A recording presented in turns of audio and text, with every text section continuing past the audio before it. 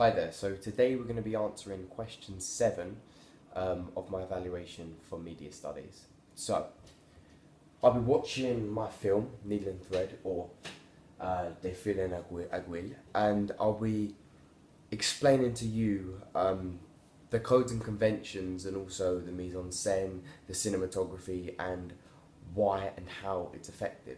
So, to start with, I should be talking about costume and props and how we use them in our film. So,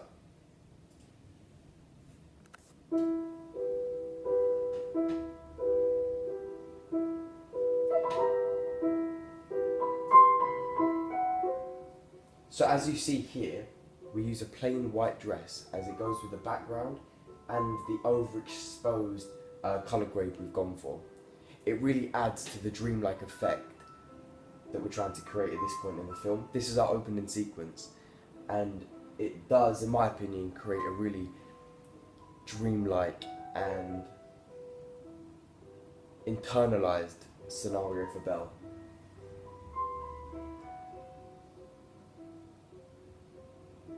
The props here are very minimal, as we used a teddy bear, and that's iconography, and it foreshadows what happens throughout the film. In the film, the bears are clearly used for quite destructive things, as we see later on in her mind. Okay, so I just talk about the costumes there in the beginning. So we splatter paint all over them, and this is quite a nice use of effect of props and costumes working in collaboration. We use Belle's dress and her hair throughout the movie as her age changes 3 times. So we use the change in dress and hairstyle to create that change in age. We use this quite effectively now. Let me just show you. So we start off with her being 11 years old, and you can see her sitting in her room in this costume, sewing her teddy bear, another prop, with her needle and thread, which relates to the title. And then here we travel 4 years later and go to where she's 7 years old,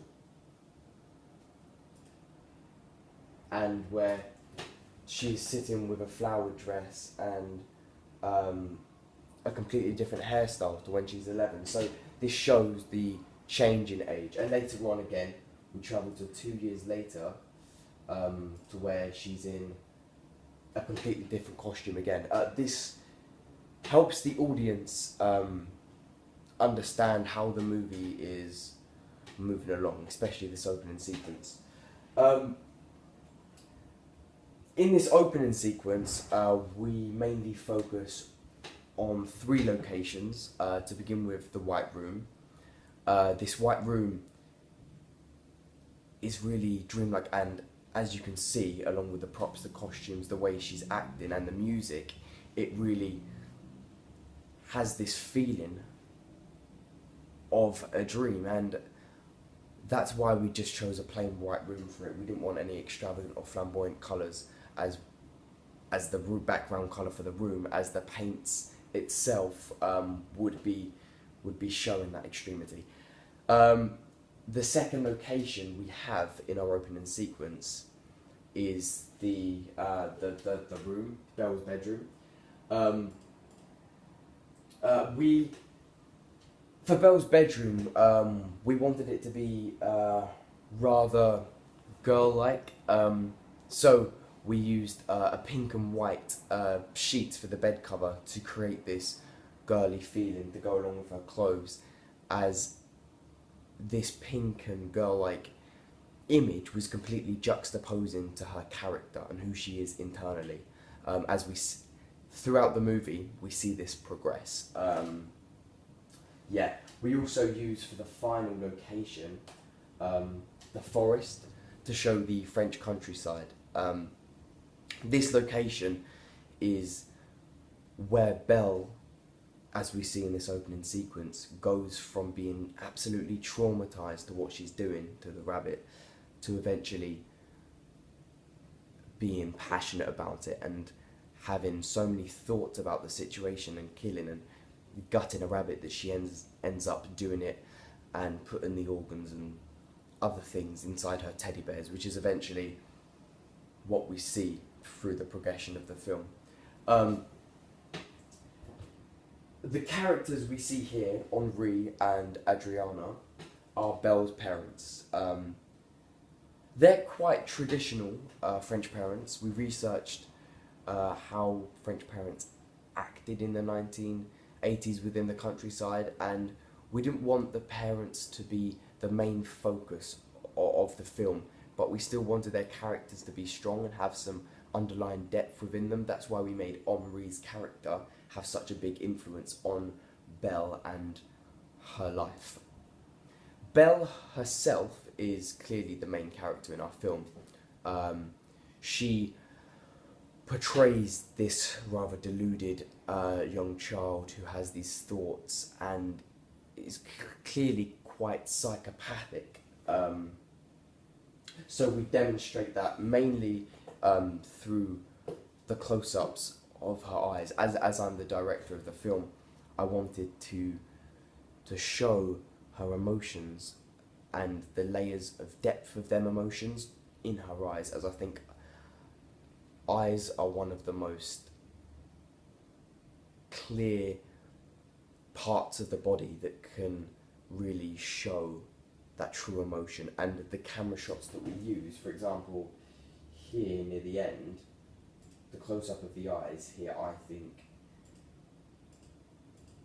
is particularly strong, and that really shows internally what she is like. And when we're thinking about sound, I'll play the clip again for you. We wanted the sound to really link with the editing and work with the style of movie that we were going for. The sound is rather melancholy and somber, and it relates to Belle's mind and what she's thinking. We wanted the editing beat to link with the sound, and a clear example of that, and a one I like in particular, is here. If we listen,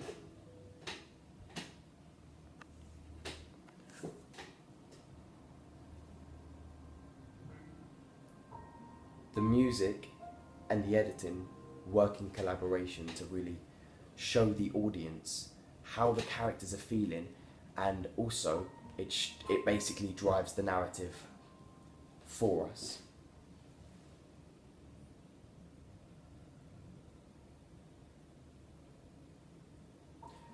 We didn't want the music, however, to be off-putting to the audience and make them think about it too much. That's why we used tones and sounds that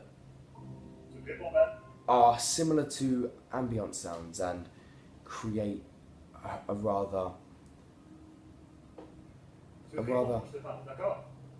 specific tone and atmosphere that we were going for within the film to create suspense eventually. The camera work, for example, this shot here, where it goes from being Henri and Adriana moving to go back to their house, and then going into the focus shot of the branch, is really what we were going for. Throughout the opening minute or two of our scene, throughout the paint sequence, we wanted the camera to be quite shaky to show her mind and the shakiness of it and how that's affected her as a person. And as this scene is in her head and as the sequence is in her mind rather than an actual literal sequence, we wanted the camera angles and the camera work to reflect that style that we were going for. Throughout the rest of the film and through the opening sequence, we